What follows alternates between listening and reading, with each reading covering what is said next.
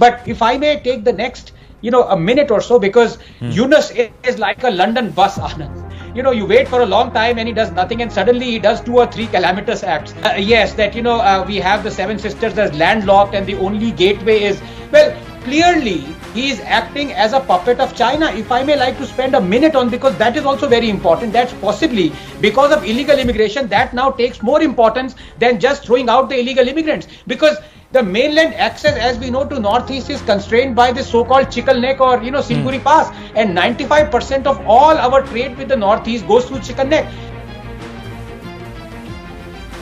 Because in this case, one that is in there, but the government also has taken some steps, but are they good? Are they enough? And what's happening there is going to only further push more illegal immigration or infiltration into our country. Yes, that's what I said, that if there is a push factor happening there, there will be more people landing here. And contrary to popular opinion, the state government of West Bengal actually promotes this view that they come across the land border or the riverine border. They do not. They come through the Sundarbans route.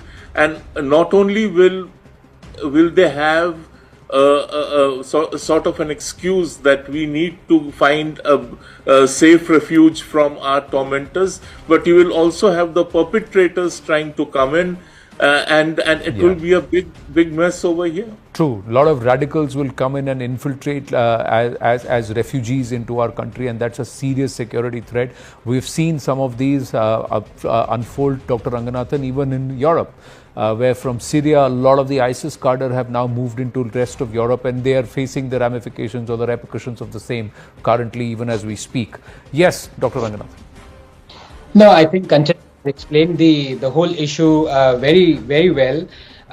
And he's also said what, I can only emphasize when he talks about West Bengal, Anand, the gates were always open in this country from the inside.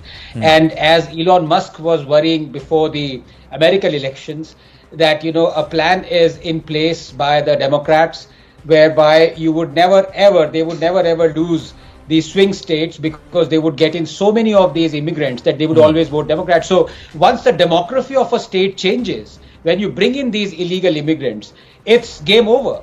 And that is what I suppose what Bengal and the politicians out there are thinking of. Be that as it may, I'd also like to just add here, with due respect to Dada, and he's explained it beautifully, that Parliament is supreme. If the Supreme Court has said something that goes against our national and security interests, then the Parliament must act against and in the right interest of the country. Parliament has done that many times, and I don't know why it is, not doing that. As far as the judgment of Supreme Court is concerned, it cannot play victim as far as this is concerned. But if I may take the next, a minute or so, because Yunus is like a London bus, Anand. You wait for a long time and he does nothing, and suddenly he does 2 or 3 calamitous acts. One is obviously, what Dada has talked about. The other, that I must congratulate your content writer and, columnist Abhishek Banerjee for bringing this out in the open, that what he's talked to China about. I just going to come to that.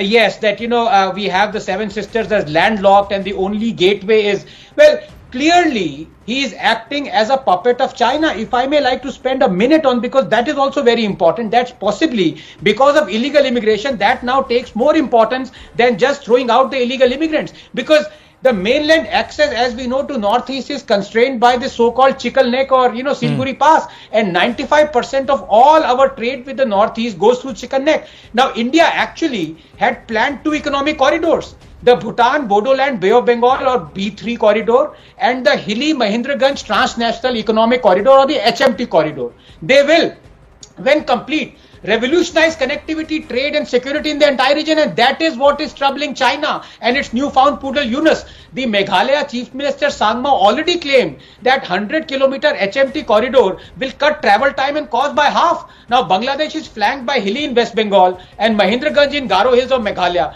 To connect them would mean bypassing the Chicken Neck altogether and cut travel distance by 700 kilometers. Now National Highways Authority, Indian Railways had already conducted a survey, but then came the coup in Bangladesh. Bangladesh, and now there is a Chinese and Pakistani puppet in place. It goes without saying that China doesn't want this corridor, and that is why the ventriloquist is speaking through the puppet. But the other corridor, the B3 corridor, is a more secure and strategic initiative to connect Bhutan with the Bay of Bengal through Assam and Meghalaya. There will be key transit points like Jogi Jhopa in Bodoland and Phulbari in Meghalaya that will serve as logistical hubs for B3 corridor, allowing access to water, rail and road cargo, providing us with access to Bhutan markets also. Importantly, Anand, Northeast, especially Bodoland, will again become rich and economically more stable again.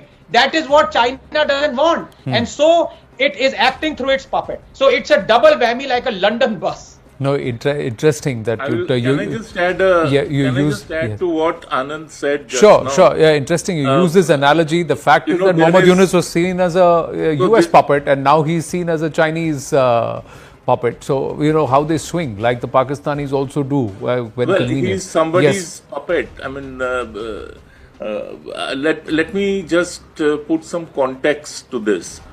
Mohammed Yunus is trying to resuscitate the old claim of a certain section of East Pakistanis that the entire northeast of India actually is theirs, should be theirs, and is a natural Lebensraum, which is living space for Bangladeshis. As Bangladesh's population grows, they must be absorbed in India's northeast. And this was a theory that was promoted and that was propagated by a person called Maulana Bhassani. And the Bhassani theory was a very, very scary theory because what it said was that India's territorial jurisdiction should end with near about the chicken's neck, and the rest of it should be Bangladesh's, and or East Pakistan's and later Bangladesh's. By doing this, he's trying to also resuscitate the pre-1971 elements or the mindset of a very powerful section of people in Bangladesh to sort of reclaim India's northeast, if not physically, if not territorially, at least in terms of Bangladesh's strategic depth and strategic interest. So we must keep that in mind, and this is, frankly, this is history repeating itself. Earlier it was Moscow backing him, now we have Beijing backing the new tyrant in the bloc.